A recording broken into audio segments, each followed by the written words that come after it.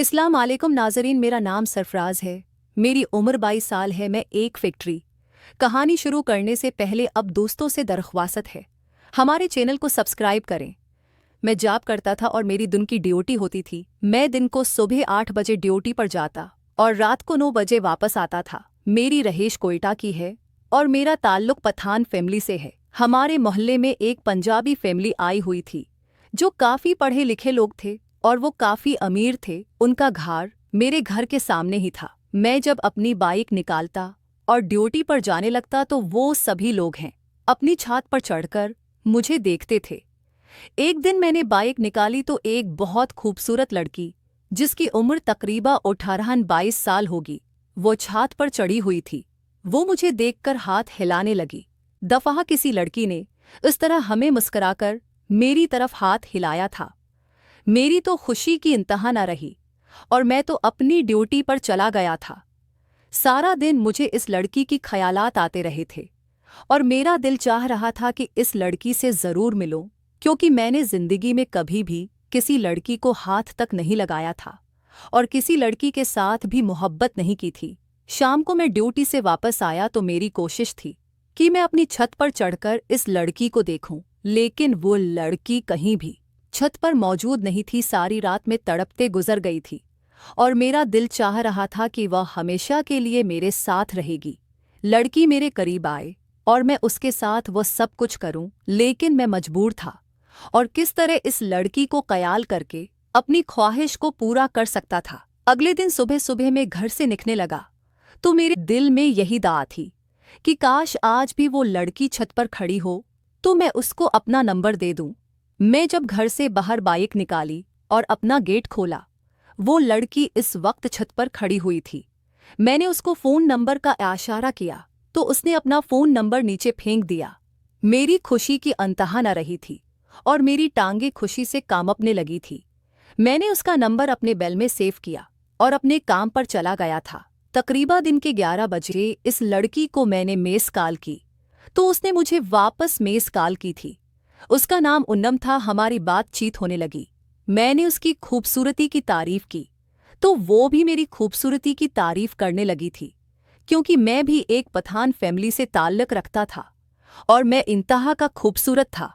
लेकिन मेरी फैमिली काफ़ी सख्त थी, इसलिए मैंने कभी भी किसी लड़की को प्रपोज नहीं किया था और किसी भी लड़की से रिलेशनशिप नहीं बनाया था।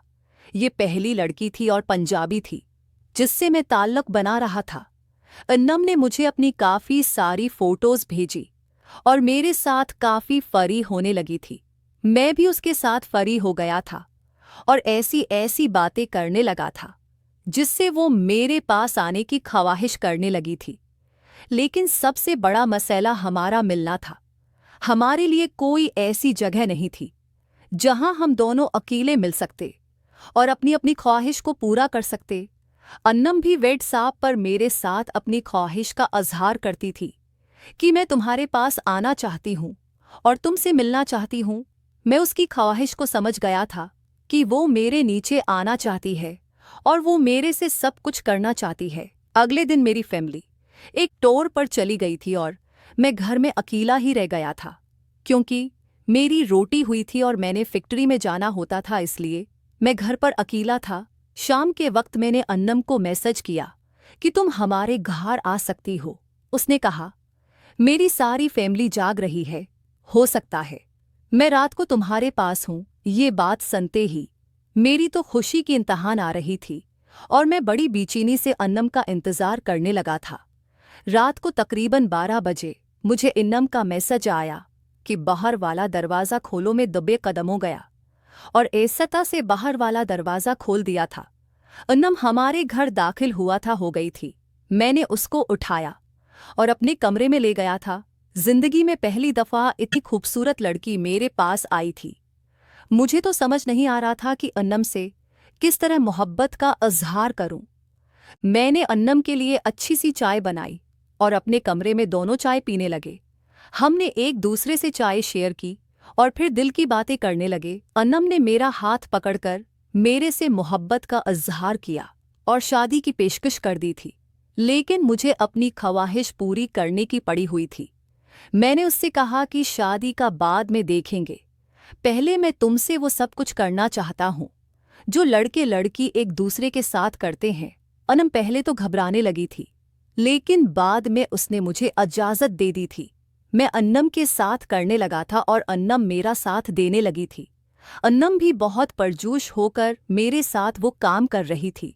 मुझे काफी राहत मिल रही थी और मैं सुकून की वादियों में खो गया था। अन्नम भी आंखें बंद करके सब कुछ करने में लगी हुई थी। जब हमने एक दूसरे को अच्छी तरह राहत दे ली थी तो अनम वापस अपने घर चली गई थी और दूसरे दिन अनम ने अपनी उम्मी अबू को मेरा रिश्ता मांगने के लिए भेज दिया था। मेरे उम्मी अबू ने भी हाँ कर दी थी और इस तरह एक पंजाबी लड़की मेरी जिंदगी में आ गई थी। नाजरीन, अगर आपको ये कहानी पसंद आई हो तो वीडियो को लाइक कर दें और चैनल को सब्सक्राइब कर दें। शुक्रिया।